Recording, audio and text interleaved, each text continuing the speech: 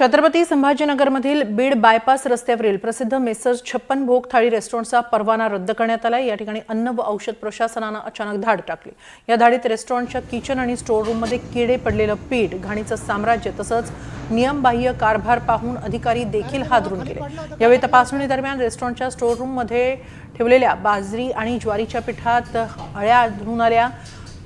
याशिवाय जुना अन्नसाठा तसाच ठेवून नियमांची पायमल्ली केली जात असल्याचं देखील निदर्शनास आलं। त्यामुळे आता रेस्टॉरंटचा परवाना निलंबित करण्यात आला आहे।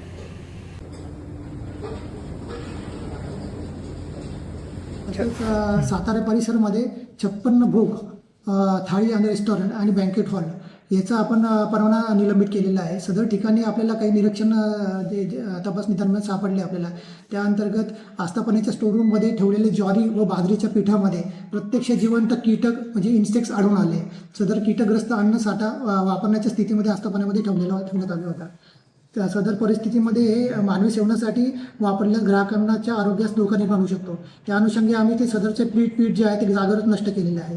त्याचा आम्ही व्हिडिओ पण तुम्हाला शेअर केलेला आहे। सदर ठिकाणी पण फिफोचा अवलंब होत नव्हता। तसेच पिण्याच्या पाण्याचे जे रिपोर्ट्स होते त्यांच्याकडे ते अवेलेबल नव्हते त्यांच्याकडे पोर्टेबल वॉटरचे। तसेच जे अन्नपदार्थ आहे कच्चे अन्नपदार्थ रॉ मटेरियल त्यांचं फूड टेस्टिंग त्यांनी केलेली नव्हती।